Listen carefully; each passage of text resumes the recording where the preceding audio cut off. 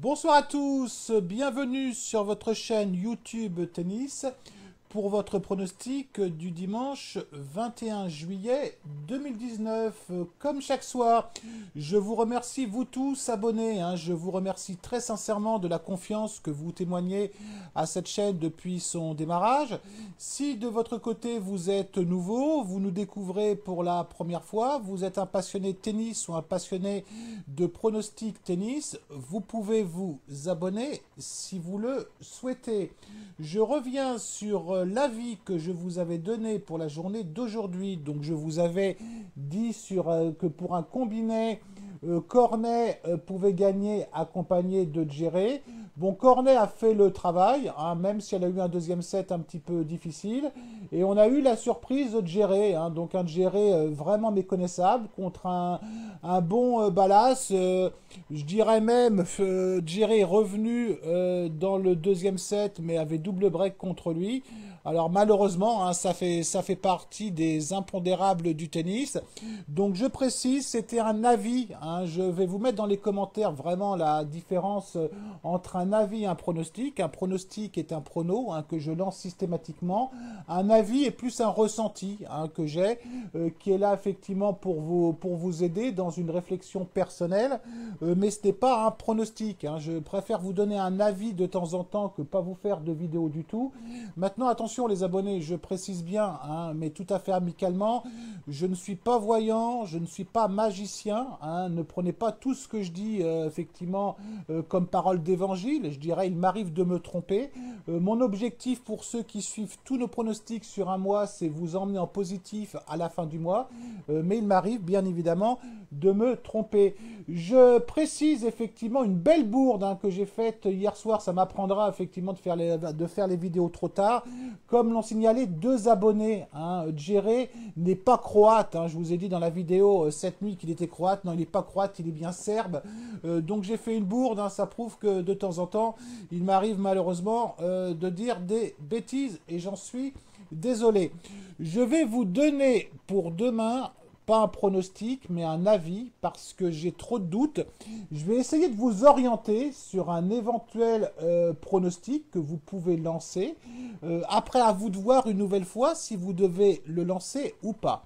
Vous avez la finale à Lausanne en Suisse entre Cornet et Ferro, avec une Cornet qui a fait un super tournoi, puisqu'elle a battu Trevisan de 7-0, Paolini de 7-0, Viklantseva de 7-1, et on vient de le voir, Korpatch aujourd'hui de 7-0.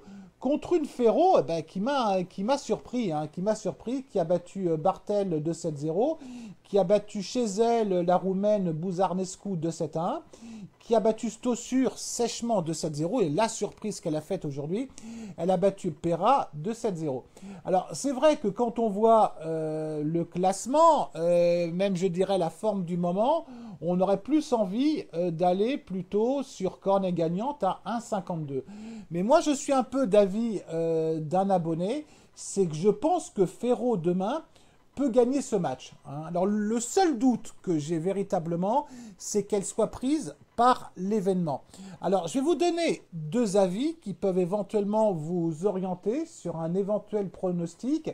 Jouer Ferro gagnante, bon, même si la cote elle est alléchante à 2,55, ça me paraît un petit peu dangereux. Mais vous avez peut-être effectivement deux pronostics qui peuvent se tenter, le temps que je retrouve effectivement la bonne page. Vous avez sur, on va pas le citer, c'est un book français, vous avez 3-7 dans le match, qui est coté à 2,50 sur un book français. Moi, je ne serais pas surpris qu'on puisse avoir 3-7 dans le match. Je ne vois pas Ferro gagner 2-7-0. Pas sûr que Cornet soit capable de mettre 2-7 sec à Ferro. Vous avez également un over-jeu, un over 22 jeux, qui doit nous emmener vers le 3-7 qui est plutôt à 2,20. C'est sûr que le 3-7 à 2,50 est plus tentant. Moi, je pense que c'est quelque chose qui peut se tenter. Donc, prenez vraiment les choses avec beaucoup je dirais, de recul. C'est à vous de voir après s'il faut lancer ce pronostic ou pas. Moi, je vous donne mon ressenti, je vous donne mon avis. Après, vous êtes des grandes personnes, si je peux me permettre. Donc, je vous laisse effectivement prendre vos propres décisions. Avant de nous quitter, on fait un bilan de notre mois de juillet, hein, puisque comme je vous l'ai toujours dit, j'assume toujours que le mois soit positif ou négatif. Je vous rappelle pour ceux qui nous suivent depuis le départ qu'au mois de mai, on était positif. Au mois de juin, on était positif. Vous avez également le lien de cette bankroll dans les commentaires. Pour l'instant, on est à 17 paris sur le mois de juillet. On est à 21% de rendement, donc c'est convenable, hein. On aurait pu faire mieux, ça aurait été parfait. Donc on reste très très prudent. Donc dès lundi, je vous redonne des pronostics, bien évidemment. Mais une finale, je suis toujours très méfiant sur une finale. C'est pour ça que ce soir, je vous donne éventuellement deux avis. Donc mon avis numéro 1, ce serait 3-7 dans le match entre Cornet et Ferro. Et mon avis numéro 2, ce sera un over-jeu, hein, un over entre 22 peut-être et 24 jeux, mais qui revient exactement au même que de prendre 3-7. Voilà, bah écoutez, c'est terminé pour ce soir. Je vous souhaite une très très bonne soirée à vous toutes et vous tous, et je vous dis à demain. Allez, ciao!